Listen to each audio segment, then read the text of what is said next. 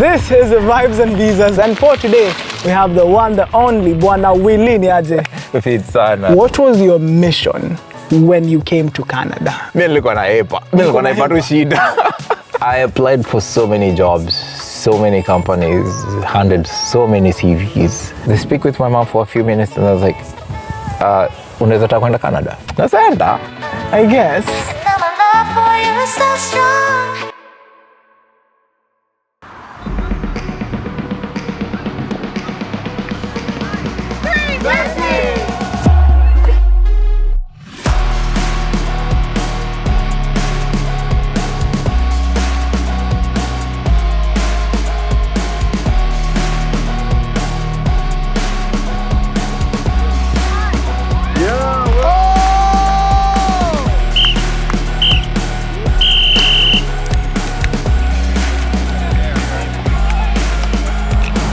Bwana Willie. So did you guys see?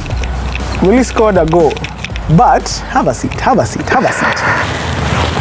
Willie scored a goal, but the final score there, what was it? 7-3. Mtu wangu, hey, 7-3 is a bit. Wait, what? if you're playing with the young Turks who have gone through like academies and stuff, yeah, there's talent, right? There's talent, yeah. Alafu unakimbizana hapa tu nao. They have technique, talent. Rumba. Wako fiti. They're good. Like they're good. It was a good team. High pressure game. Yeah. Top tie, like we're playing tie A. Yeah. So lots of pushing, lots of kicks. Oh, in the Comox Valley, that's like tier A. That's yeah? tie A. That's what you get when you play in tier A. That's what you'll always get, like a lot of pushing. You can't win all the games in tier A. No. So yeah, good position. We still have one more game. Yeah. Still the end of the season. Yeah. So let's see how next week pans out. Let's cheer on Willie's team. Let's get messy. Love the name. So Willie, where we left off, we got to the Hilton and you saw an old friend, Emmanuel. And then he asked you, he was recruiting or connecting students with Canadian schools, or what was going on? So Emmanuel does school, like connects people to schools in around Canada, all over provinces, right? Not only BC. So I get there, seated there, like hi, chat, and then I want to go to Canada. So I don't know anything about Canada. It's like, do you have your certificate? Go back to what I told you in when I went to choir with my mom. Yeah. And she said, I want my money back. Or the certificate. Now that certificate comes into play here. Nice. Because Emmanuel asks, where's your certificate? Yeah. So I'm like, okay, here's my degree. Yeah.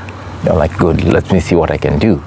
So within a week or two, he connects me to NIC, and then we start the process. That's a North Island College. Nice. Good thing with Emmanuel, he did everything for me, like all the paperwork. I literally didn't know about NIC, I didn't pick the province. Right now, I would say people know, okay, you need to consider provinces and stuff. But I was green, like I didn't know all this. So he did all that he held for your me, hand like through the entire process. Finding housing, room share and stuff. So I just had to just get into a plane and come. Right. And that's beautiful. Let that never be understated. The fact that Canada is a massive place. Even figuring out where, what school, what to do, it's a whole new world. It's a different system, right? Yeah. You don't realize you have to consider provinces and weather until you get here. Yeah, until you're like, wow. It's like, and then somebody tells you, oh, there's minus 35 in some places, there's minus 25 in some places when it's brutal winter, right? And you're like, oh, okay. And then you're like, oh, I'm glad I'm here. I'm glad I'm here. Because Vancouver Island is beautiful. Look at this, come on. Look at this, the sun is shining over here in shorts and t-shirts. It's beautiful. Island life. And something else I want to ask. Now, when you signed up for this school, for North Island College, did you go in for your master's? Because you already have your bachelor's degree. What course did you sign up for? And I signed up for global business management. It was a diploma. But again, remember what? I was running away from Kenya. Things were tough. So I was, okay, go study something. if you get if you doesn't pan out, you come back with foreign credentials, then works out for you in Kenya because you have foreign credentials. But I knew I was not coming back. I was not planning on coming back. I was like, I'm going, I have to make it work, right?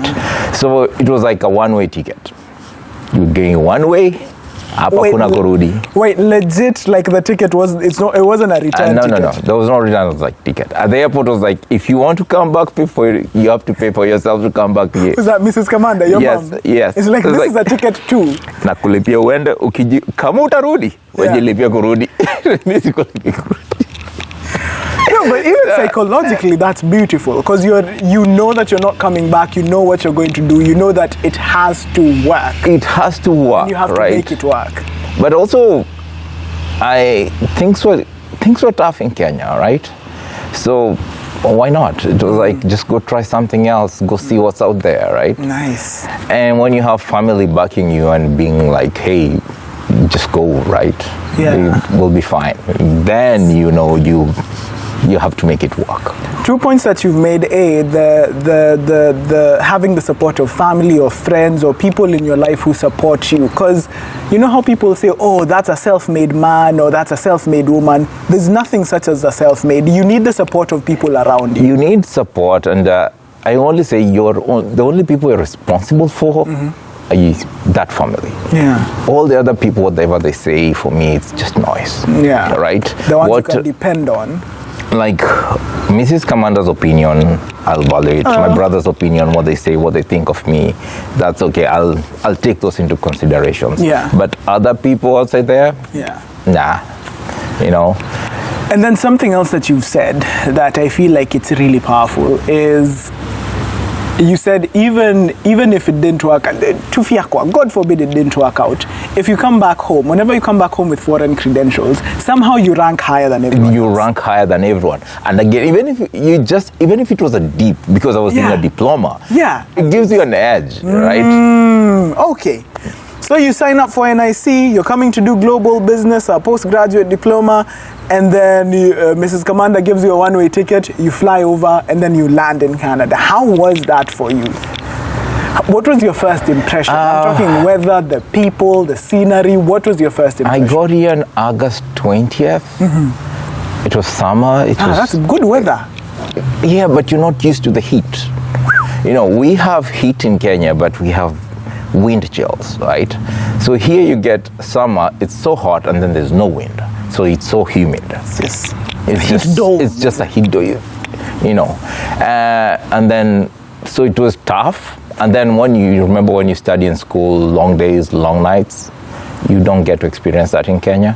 So when summer, 10 p.m., and you open the window, it's like, oh, still daylight. And you're like, the long days, long nights doesn't apply in Kenya because we are in the equator line, right? Yeah, so our days and nights are about the even, same. Yeah. Like they're even. Over here, it's 10 p.m. and it's That's still when the daylight sun is outside, setting, right? kinda. So that was kind of shocking to experience it.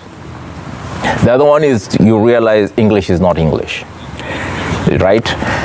We have studied British English. Then you try to communicate. Yeah, you communicate with somebody, and then you realize you don't know anything. Like they are not understanding what you're saying. So I asked somebody for a socket. Like, where's the socket? And the guy was like, socket? What's a socket?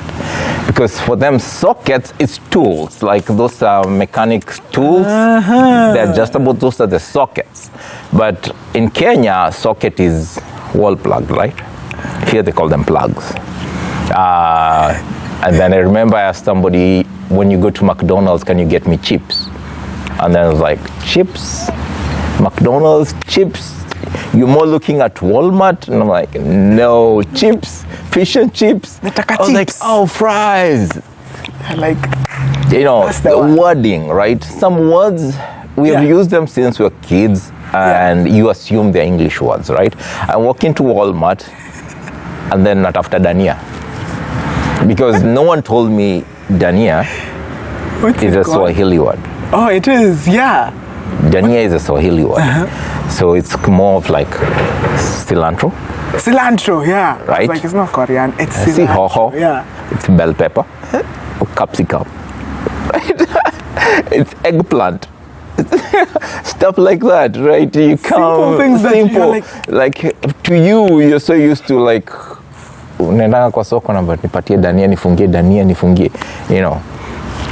I'm feeling everything. So yeah, when you go shopping and then you're like, you see cilantro and parsley, they look almost the same, but they're two different things. Yeah, and they taste different. They taste different as well. But for me, I'm looking for dania because, again, that's what I was used to. All my life, everyone called it dania.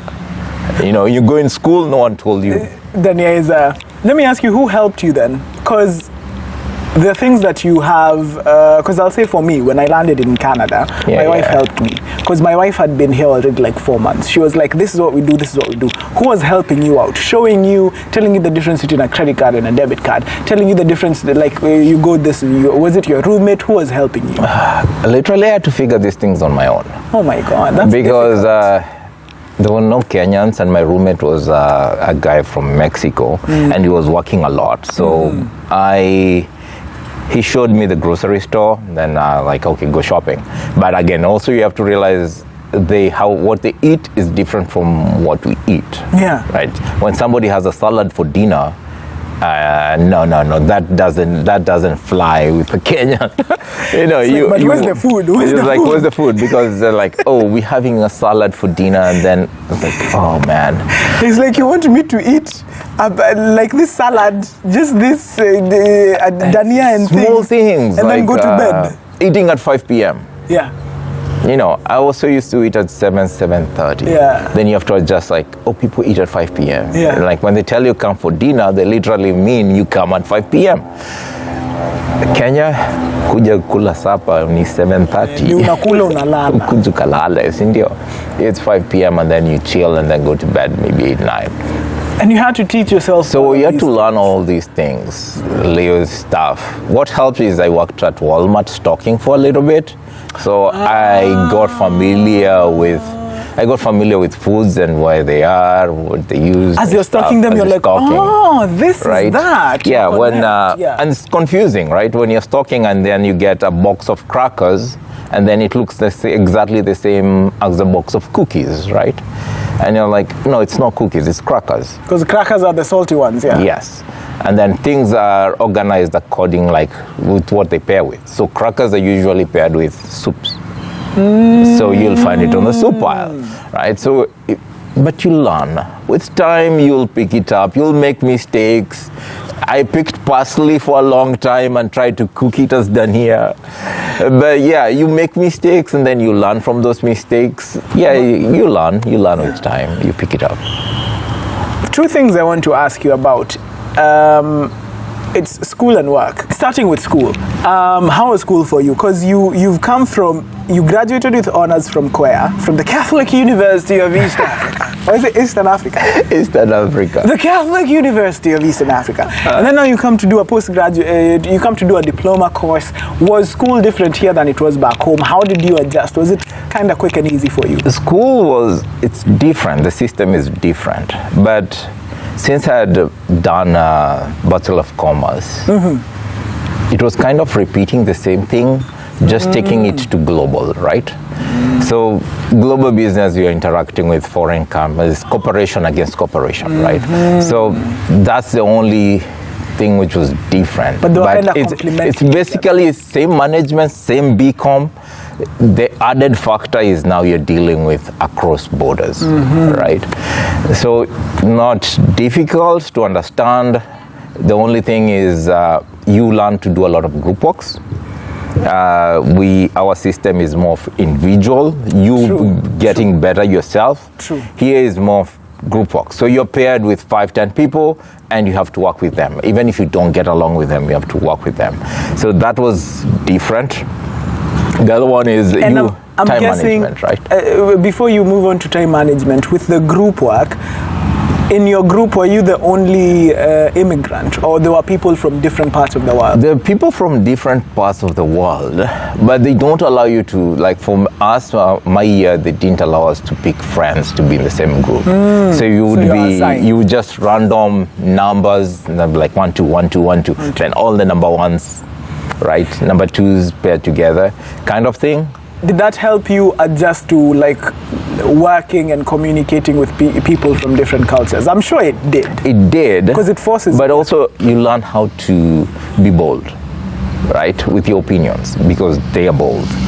You know, they will question everything you do. You also learn how to question, right?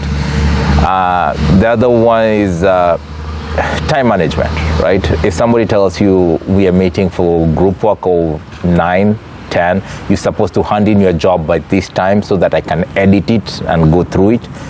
If you don't, man, they'll be sending emails, right? They will be telling the lecturer like, hey, he didn't submit his job, right? They will cut you out of the group, right? Hakuna kubebana, hapa ni usome. Yeah. Abutasoma. Fanya kazi yako. Yes.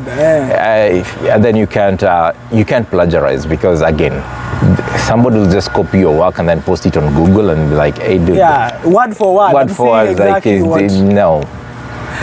So you have to do your work, right? Can you imagine how school is like now in the age of Pt2? How are they even? It's worrying Yeah. with AI and what AI can do. Yeah. It's kind of worrying. It makes studying a little bit easy, but it's also worrying, because I'm worried we are going to get so many incompetent people coming out. You are like, this is the lead civil engineer. The entire masters alifanya na ChatGPT AI, because it does everything for you from A to Z. So that's the scary part. You might find people out there who are kind of half-baked. Yeah. And we need to find new system to filter out the shaft, to separate the shaft from the... But again, on the other hand, it's better than Google. It gives you the direct answer, right? So I don't have to summarize and read 4 pages to get one answer. But in the summary, that's how you understand the whole... But anyway, sorry, I just felt like I needed to broach on that topic of AI, because it's something I was talking about before, and it's mad thing. So you're in school, you're learning to work with other people, the culture. Let me just refer to the thing you said about being bold. Yeah. I feel this, you correct me if I'm wrong, Kenyans, maybe even Africans, were taught to be a bit submissive to authority. Like when someone tells you, this is what you're doing, you're like, yes, sir. Yes. Let's go. Yes. But here it's more, you realize, like in North America, because I haven't lived like a lot of other places, in North America, it's, even if someone is in authority and they say this, you can question, you go like, why are we doing that? You don't need to agree with it. Yeah. You know, you just have to like, okay, tell me more what you're doing, right? So, and like, what's your logic when you get to this point? Interesting fact, we in class, we are doing, it was a political class, and then the lecturer goes on a tandem about military and stuff. And then apparently we had 2 ladies who were Air Force, and they're like, wacha kuongea hiyo story, hiyo hujui. Usiongele vitu hujui. Don't talk about what you don't know. Give a different example. If I try the same thing in Korea and tell a lecturer, don't stop giving that, you don't know about that, talk about something else, you'll be like, move out of this class, right? Yeah. Here they will be like, if I'm more knowledge about that topic more than you, I will tell you like, hey, you're wrong. Yeah. And it doesn't matter if it's the lecturer, you're wrong, right? And you come to, you present your facts, I present mine, we compare them, and then we see where we go. School taught you a lot in terms of life, but I feel like work taught you even more. Your first job, you said you worked at Walmart. Yes, I worked at Walmart. Tell me about that, because you went from being your own boss. Because when you are running the Commander Transport Empire, it was you and your brother. Yes. Right? For some time. Yeah. So tell me about that transition, because some people find it difficult, me included, reconciling who you are and the work that you used to do to what you need to do here. For me, it was, man, you have to do anything to make it work, because there was, again, ukitaka kurudi utajilipia hiyo ndege. So I had to make it work with school work and stuff. But the big shocker was when I had this mentality, these people don't work, right? Canadians are not as aggressive in working. You just have to go to the workplace and see people do work. And for every money you see with any guy over here, he has put in time to to make that money. Yeah. If somebody is sending you $10, he has put time to get that $10. There's no shortcuts, right? You'll never make money just by making a phone call. You have to work for it. So my first job was stocking. I was kind of shocking because like, okay, this is labor intensive. Like it's a lot of bending, lifting and stuff. Again, I was in the transport industry where it was labor intensive, but not this kind of intensive. Come on, Willie, you used to panga. Watu wakihama unawapangia vitu. You're over there carrying couches and things. Yes, but again, you do it for like an hour and then you get a break, right? And then you start driving. But here's an 8-hour shift of this guy needs you to stock at this pace. And it's not your pace. There's standards, right? Yeah. It's like as you go through a drive-through. There is a certain time you have to leave, right? So it's like 45 boxes every hour. You have to process at least 45 boxes every hour. If you're not, they will know. You know, and then somebody will be like, hey, pull up, man, you need to pull up. Kind of thing. So my first job, that was my first job. And then a friend of mine I was working with got into community service. So he was working with youth and stuff, and it's like, hey, it's not labor intensive. Yeah. It's more of like you need to be social, understand, like more people oriented. I was like, let me give it a try. Yeah. So I applied, got a job, and that's what I've been doing, right? It's more people dealing with different disabilities, which I get to see every day, and like making their lives comfortable, helping them get along. You learn a lot, you know. And from what I'm made to understand, doing more like work like that, like community, social work and everything, it kind of, the pay is slightly better, and also in terms of like your immigration and your papers and everything. That was the goal, because I went into this. So for me to switch, when you finish school, you get your postgraduate work permit, right? Yeah. Within that postgraduate work permit, for mine, they give me 3 years, right? 3 years. Within 3 years, you're supposed to get your residency. Yeah. So your permanent residency. Yeah. For you to get your residency, you need to get a Class B job. So jobs are classified A, B, C, and then there's the odd group O. Yeah. So A is a master's, B is more of like undergraduate college certification. C is you don't require any training. Cashiers, right? Janitorial, that's C. Then there's O. O is for like professors and stuff like that. Yeah, like PhDs. That's where you go for O. Awesome. So you basically need A, B, or group O. Yeah. To get the points to qualify for permanent residence. Not even the points, just to qualify. Okay. Points is another different ball game. For you, because for you to get points is a more okay. Did you your undergrad? That certificate comes again into play into residency. Your certificate to come under your certificate. It comes into play because if you have a degree, you get more points, which adds to your residency, right? All right. So again, that certificate. It came through. Ile ulikuwa ukisema hata sihitaji. Hapa ndo unahitaji. Yeah. It gives you points. The job you're doing gives you points, right? Your age gives you points. How many years you've been in Canada working gives you points. All these factors add up, and then now you qualify for residency. So I had to switch jobs to this because first, more pay. Second is it gives me residency. It's a Class B. It's a clear path to residency. So that's why I switched. Okay. Found myself in this field, worked it for a year, and then after a year, applied for my residency. Nice. Yes. It actually came through. And I feel... Why did you stop? Why have you stopped? This is... No, I think it just stopped. I think it just stopped because this one has just followed just now. I tell you, these are the challenges of shooting alone, because we're right in the middle of talking about, okay, I think we're good now. We're right in the middle of talking. If that camera didn't get you, then this one did. We're right in the middle of talking about residency and path to residencies and Class B jobs when that camera paused. But I actually want us to put a pin in the story just there. Penye tumefika, You found your way to social work, to community service jobs, a Class B job. You found your path to residency. Yes. And as we speak now, you are not just a resident. He's a citizen. Your passport is a different color. Blue passport holder. You are blue. Mine is light blue, my guy. Mine is East African community. Yours is a bit dark. It's a bit dark blue. So we'll talk about. So I want us to just pause kidogo there, and then when we come back, we're going to talk about the journey to where you are now and what you foresee your future is. Like, is there a time Willie decides, let me go back home? Or is there a time Willie decides to change careers even?